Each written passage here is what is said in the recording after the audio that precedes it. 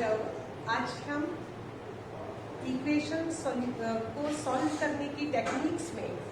Cubic equation को solve करने की एक पर्टिकुलर टेक्निक कार्डन्स मेथड पे डिस्कस करेंगे।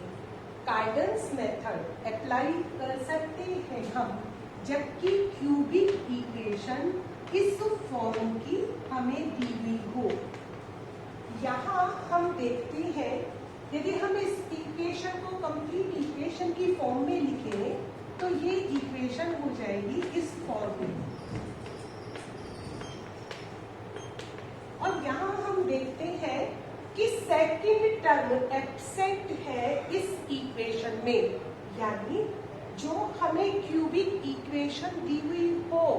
उसको यदि हमें कार्डन मेथड से सॉल्व करना है तो हमें पहले सेकंड टर्म को एब्सेंट करना होता है। ये हम पहले भी डिस्कस कर चुके हैं और अभी हम देखते हैं कि हम कैसे सेकंड टर्म को एब्सेंट करते हैं और दी गई इक्वेशन को इस फॉर्म में लेकर के आते हैं। तो जब हमारे पास इक्वेशन इस फॉर्म में आ जाती है तब हम सब्स्टिट्यूट करते हैं z equals to u to the power 1/3 plus v to the power 1/3। पर पहले हम ये देखते हैं कि सेकंड टर्म को कैसे एब्सेंट करते हैं। मान लेते हैं कि हमें जो इक्वेशन दी हुई है वो ये दी हुई है।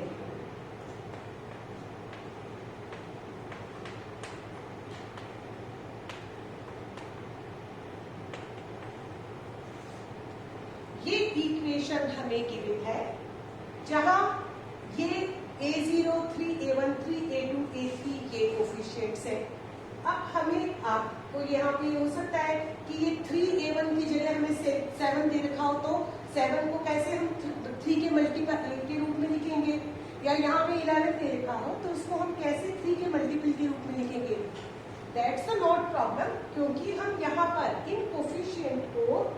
a0, a1, a2 की फॉर्म में ले रहे हैं और जो हमारे पास रिजल्ट आए वो सिंप्लीफाइड फॉर्म में हो, इसलिए हमने यहाँ पे x² और x के कोफिशिएंट को 3 के मल्टीप्लिकेशन की फॉर्म में रखा है। इसको हम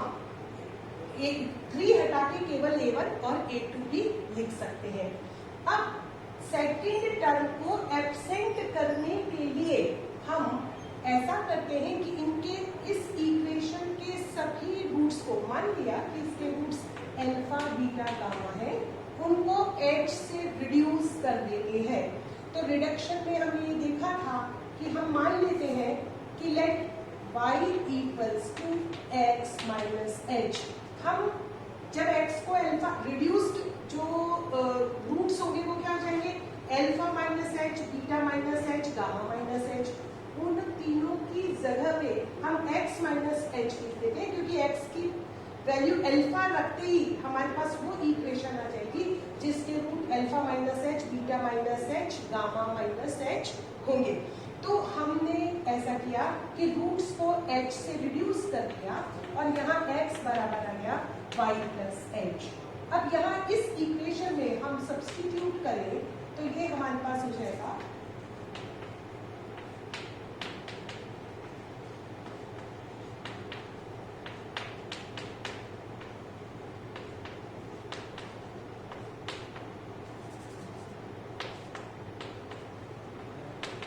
और अब हम इसको सिंप्लीफाई करें तो हमारे पास जो इक्वेशन आएगी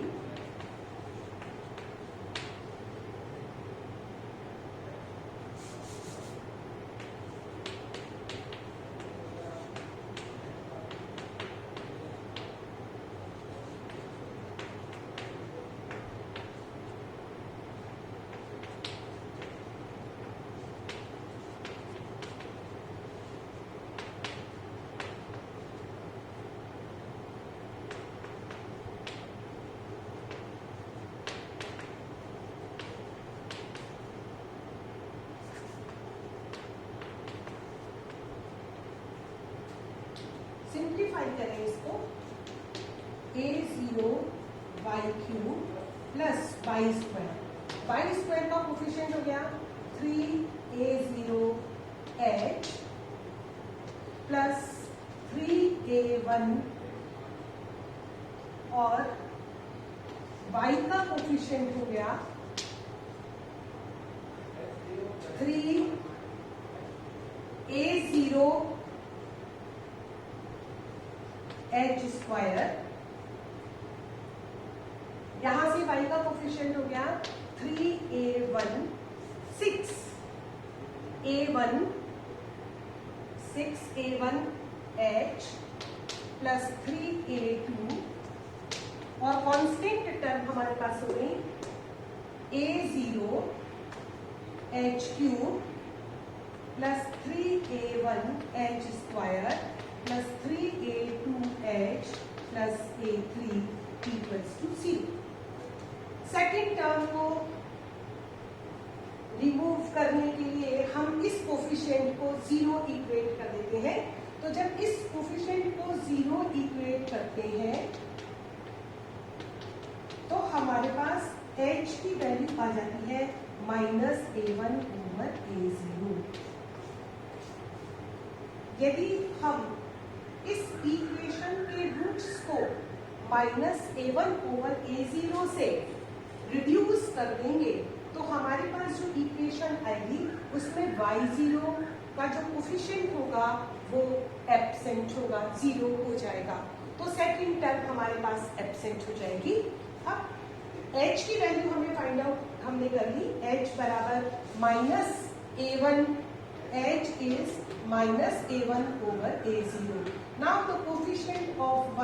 इज, अब हम y की वैल्यू को, y के कोफिशिएंट को कैलकुलेट करें h की वैल्यू को सब्स्टिट्यूट करके, तो ये हमारे पास होगा 3a0 -a1/a0 का whole square plus 6a1 -a1/a0 plus 3a2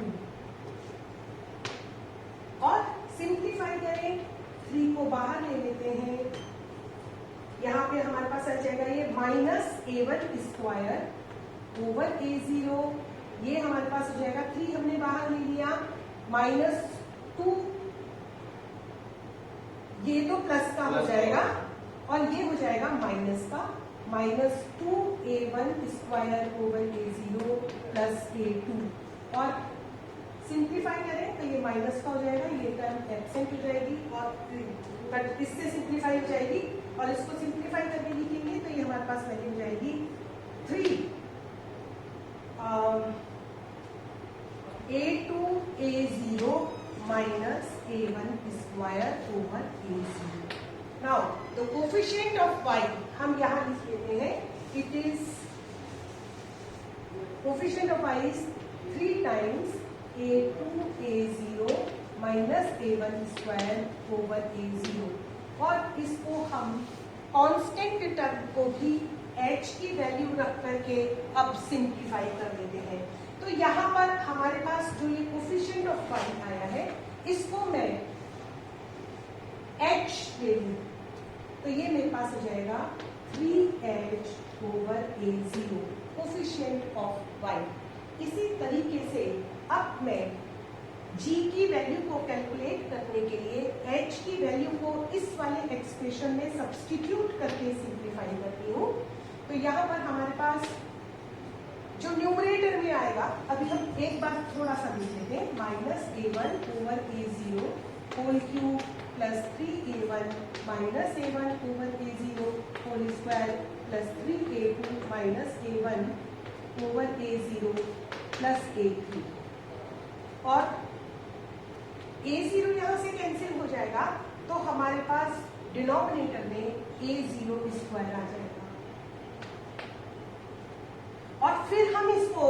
पूरी टर्म को सिंप्लीफाई करते हैं तो a1 क्यूब, यहाँ से भी a1 क्यूब आ जाएगा, यहाँ माइनस का होगा, यहाँ प्लस का होगा, यहाँ इसको और हम ये देखें तो ये होगा माइनस, ये प्लस का 3a1 क्यूब होगा और ये माइनस का a1 क्यूब होगा तो ये प्लस का 2a1 क्यूब और यहां से हमारे पास जो टर्म होगी वो a0, यहां पे क्यूब है एक चला जाएगा तो स्क्वायर आ जाएगा यहाँ पर, तो ये हमारे पास आ जाएगा 3 माइनस का 3a1 a2 a0 square plus a3 a0 cube. ये इस पूरे इसको हम g रख लेते हैं। तो हमारे पास जो रिड्यूस्ड इक्वेशन है, जबकि हम h की वैल्यू रख करके कोफिशिएंट ऑफ y ये आ गया है, कोफिशिएंट ऑफ g हमारे पास कांस्टेंट टर्म हमारे पास ये आ गई g ओवर a स्क्वायर। तो अब हमारे पास जो इक्वेशन होगी वो हो जाएगी, जबकि हमने ये सब्स्टिट्यूट किया है, तब a0 y cube plus 3h over a0 y plus constant term में हमारे पास है g over a0 square equals to 0, जहां h और g की वैल्यू हम यहां फाइंड आउट कर चुके हैं। अब इसको सिंप्लीफाई कर लेते हैं, तो a0 cube y cube plus 3h a0 y plus g equals to 0, और a0 y को हम यदि z रख दें तो हमारे पास इक्वेशन आ जाएगी z cube plus 3hz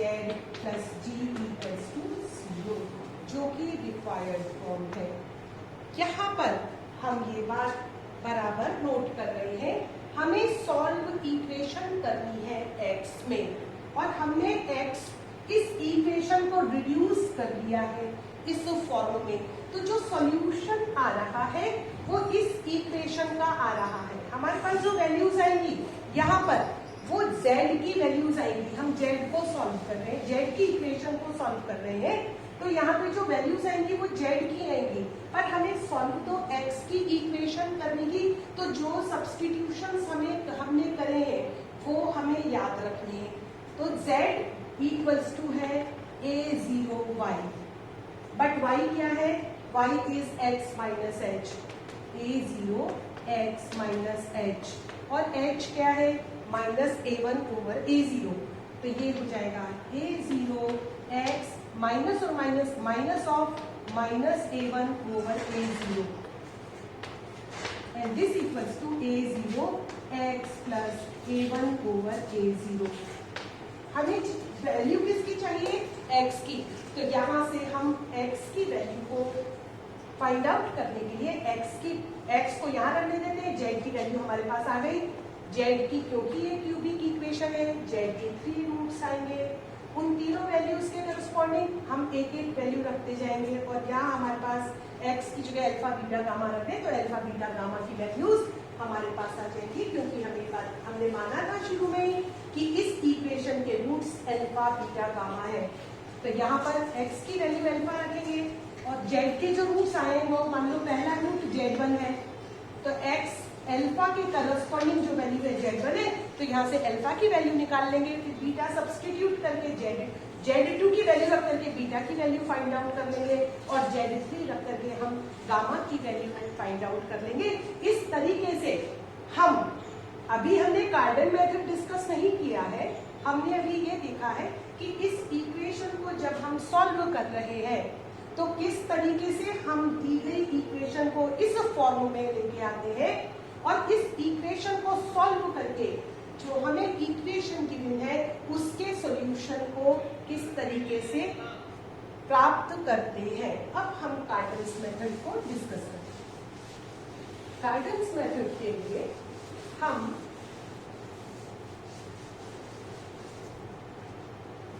z को u to the power 1/3 plus v to the power 1/3 substitute करें यदि इस इक्वेशन में, पहले इसका z क्यूब फाइंड आउट कर लेते हैं, दोनों तरफ क्यूब फाइंड आउट कर लें, तो ये हमारे पास हो जाएगा a प्लस b का होल क्यूब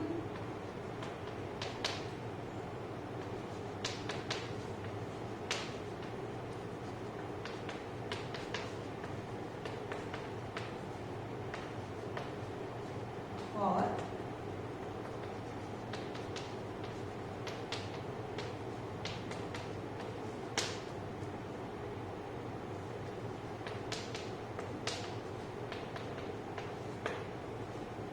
ये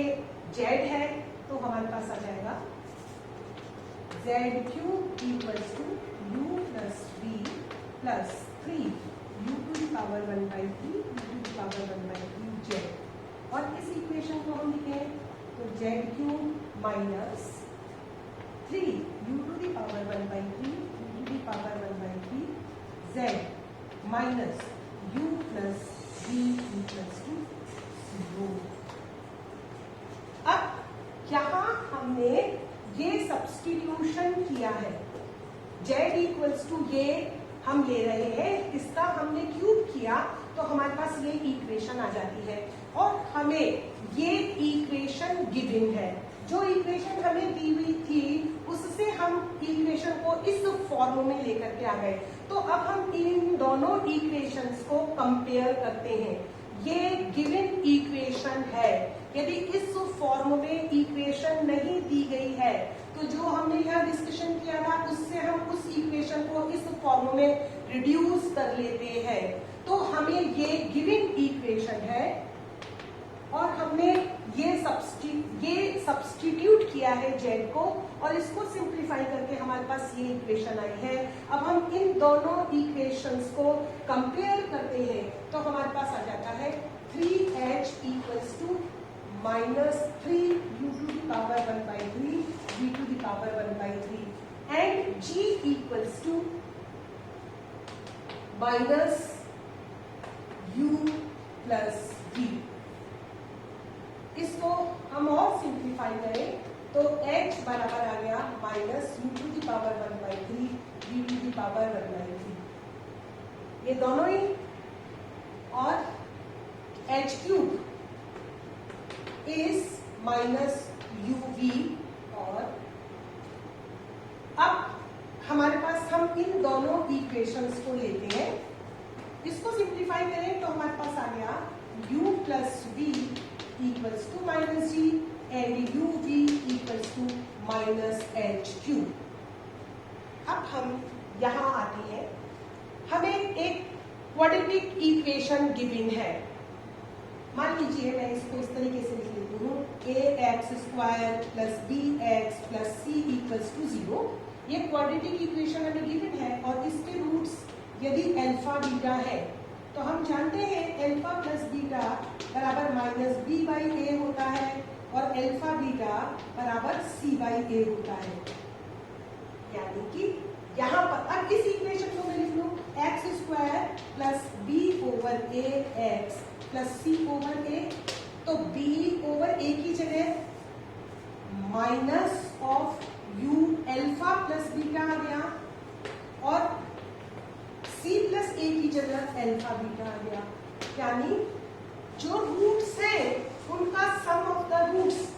x का कोफिशिएंट होता है विद नेगेटिव साइन और प्रोडक्ट ऑफ रूट्स जो कांस्टेंट टर्म होती है वो प्रोडक्ट ऑफ रूट्स होती है। ये हम बहुत 10th 11th से डिस्कस करते आ रहे हैं। तो यहाँ हम देखें कि जो हमारे पास दो वैल्यूज है u और v, उसमें सम ऑफ द रूट्स और प्रोडक्ट ऑफ रूट्स हमें गिवन है, तो इन दोनों की हेल्प से हम क्वाड्रेटिक इक्वेशन फॉर्म कर सकते हैं। और क्योंकि यहाँ पे x, y और z इन्वॉल्व हो रहा है इसलिए जो क्वाड्रेटिक इक्वेशन है वो हम t में बना लेते हैं। तो हमने देखा है, अभी देखा था कि जो x का कोफिशिएंट है वो minus of u alpha plus beta और जो कांस्टेंट टर्म है वो uv होती है। तो हमारे पास क्वाड्रेटिक इक्वेशन हो गई t² plus dt minus h cube equals to 0। और अब हम इस क्वाड्रेटिक इक्वेशन को सॉल्व करेंगे तो उसके जो रूट्स है वो u और v होंगे, क्योंकि हमने रूट्स से क्वाड्रेटिक इक्वेशन बनाई है। और इस क्वाड्रेटिक इक्वेशन के रूट्स फाइंड आउट करना हमारे लिए बहुत आसान है। हमें पता है,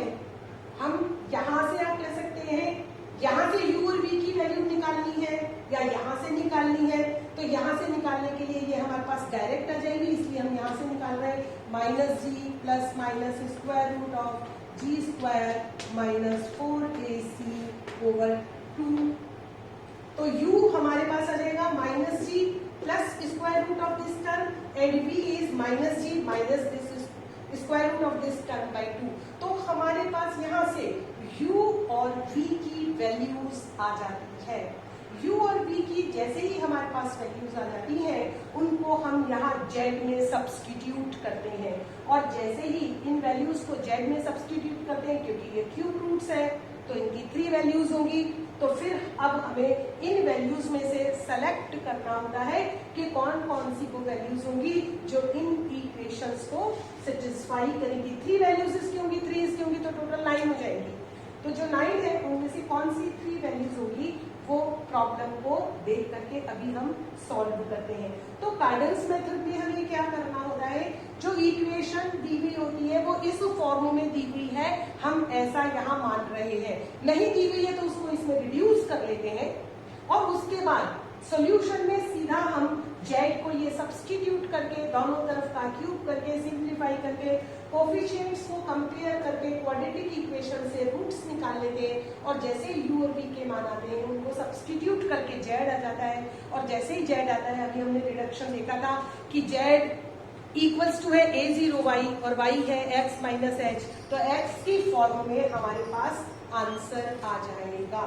ये कार्डन्स मेथड है। इसको कल एग्जाम्पल लेकर के हम इनको इलस्ट्रेट करेंगे, 1-2 प्रॉब्लम्स लेंगे कि यदि इस फॉर्म में दी हुई है तो कैसे सॉल्व करेंगे, और यदि नहीं है तो उसको कैसे रिड्यूस करेंगे, उससे हम कल एग्जाम्पल लेंगे। Thank you.